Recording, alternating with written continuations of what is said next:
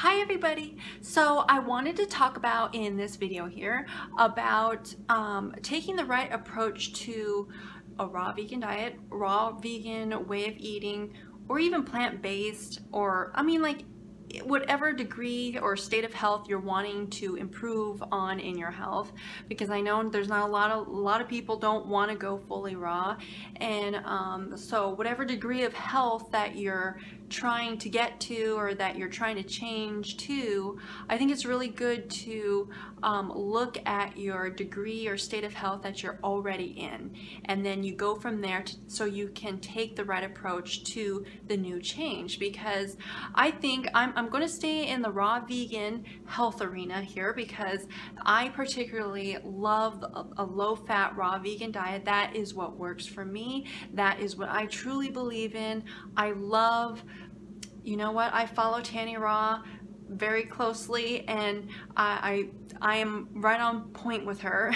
A low-fat raw vegan diet truly does feel amazing, and so I'm going to stay in that arena, raw vegan, low-fat raw vegan health arena, because that's something that I just truly believe in. And that's just me, you guys, okay? I know not everybody does not have the same opinions on that, and that is completely fine. That is completely fine.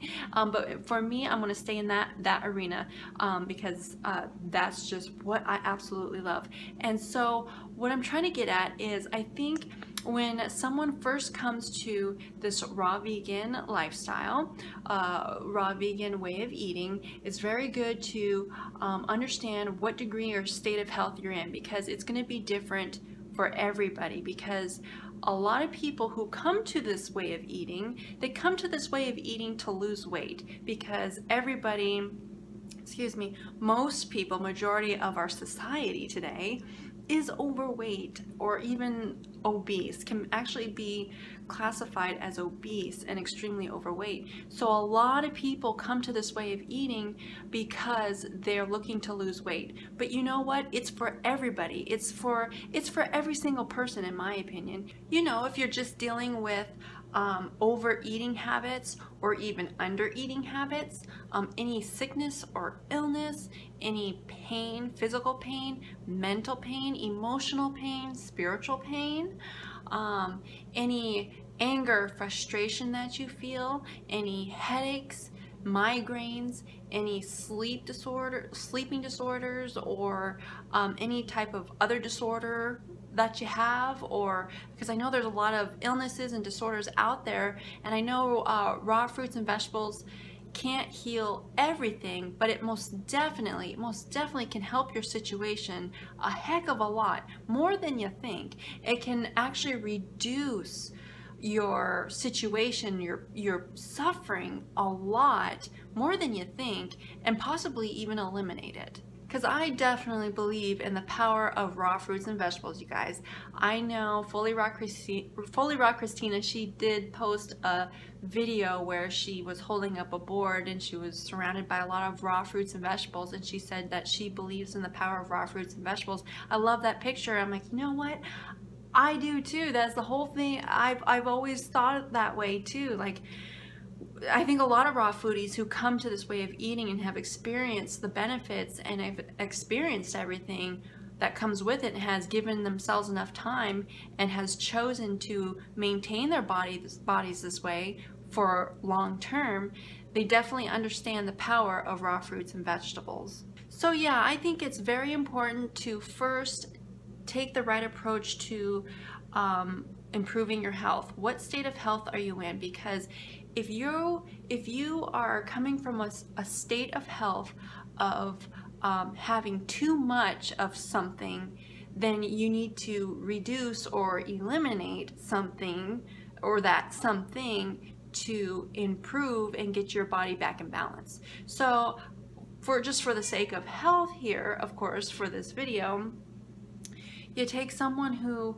is overweight, who needs to lose weight, which is a majority of people that they always talk about in the health arena, that when they come to this lifestyle, they find that they have to actually really lower their fat intake, like really lower it, really reduce it. And some people actually have to eliminate their fats and just not eat any fats for a while, just so they can get their body back in balance. And but then it's not the same for other people, because you can take another person who is malnourished, who has been low on so many nutrients and macronutrients, and when they come to a raw lifestyle and want to start eating this way, they can't completely eliminate their fats or the proteins or reduce it down or anything, because they actually need to eat more. They need more of an excess of it.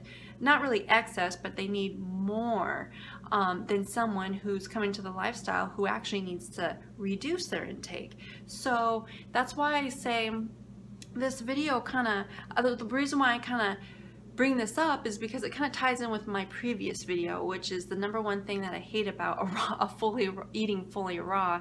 And I kind of went into some deeper personal issues there too, but it ties in with what I'm saying right now, because that's how it was for me.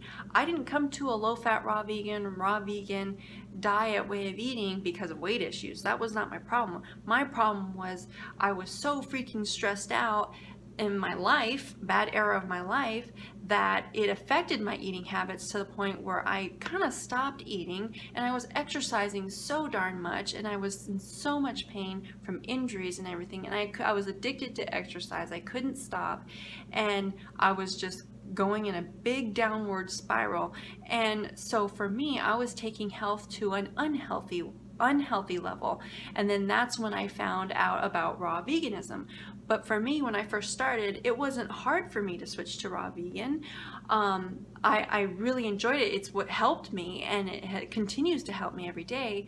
But in the beginning, I kind of took the wrong approach, because everybody was telling me, well, not telling me, but I mean everything I was seeing about this lifestyle, everybody was saying just focusing on carbohydrates and getting the calories in, and they said don't worry about protein, don't, keep your fat really low and all that.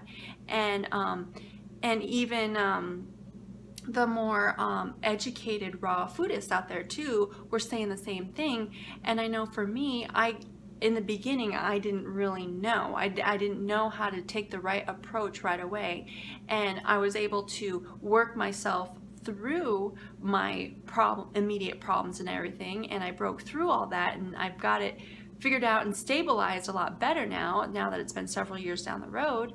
But now that I look back on it, I was thinking, that's what's been coming to my mind. It's like, I think it's important for everybody to really assess their state of health before they make a change in anything, because it's going to be different for each person, because each person is dealing with something completely different from another, you know. And I know for me, what I needed in the beginning was I needed to increase my protein, I needed to increase my calories, I needed to increase my fat intake, I needed to increase and eat, and that was my issue. And versus some other people, someone who's overweight, there's not that they have to decrease their calories or anything. You don't restrict at all, but I mean, they have to kind of understand that the amount of fat that they've been eating and the amount of heavy, dense foods they've been eating kind of has been taking a toll on their body. And so when they come to a raw vegan lifestyle, it reduces effortlessly on its own when you just eat raw fruits and vegetables. And so they see a good positive change. But someone who is coming from the opposite direction, you kind of need to focus on the macros. You need to focus on getting more in. And so that's why for anyone who is out there who struggles or has struggled with eating disorders, or it has affected them in a negative way on the other spectrum, you really kind of need to really make sure you take the right approach to it. You really need to make sure you take the right approach to it, because it's very important.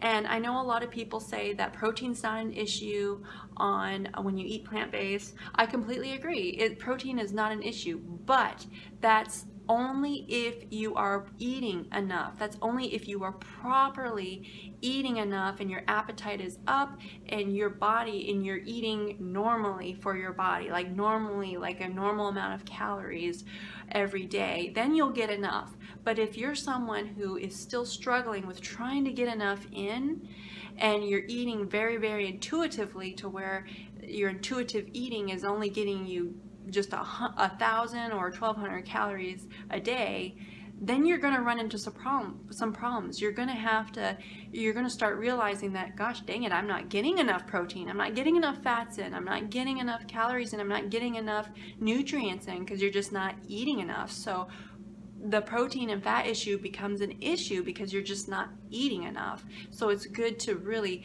track it and really start really working on your meals and tailoring them to fit your needs, so you can get enough in, and then you won't have to worry about protein or fat as often once you start getting your body back to the normal way it's supposed to be.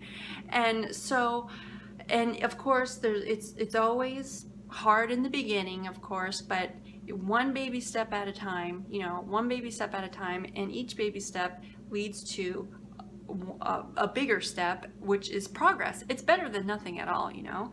And I know that I just really think that it's very important for people to take the right approach, but I really wish that a lot of raw foodists out there wouldn't stress so much about eliminating fats or not thinking about protein or anything, because I think it is something we do need to look at, because especially, of course, if you're eating too much, but even if you're eating too little, I mean, there's a certain amount of protein and fats that we need every day. It's important. The macros are important, and either way you look at it, it's important to, I think, really kind of look at it and kind of understand it and know how much is needed for you, and not just completely disregard it because everybody's saying, oh, you don't have to worry about it, and oh, you'll be fine. And it's like, no. If you're eating enough and you're not having any problems with not getting enough, then yeah, it's no problem. But for a lot of people, especially when we come from a poor way of eating, it's an issue with everybody, I think. And I think it's something we all have to kind of monitor and track for ourselves. But that's only if you desire to help yourself. It's up to you. It's only if you desire to help yourself and better yourself. And so I just wanted to talk about that, guys. So I will stop babbling here.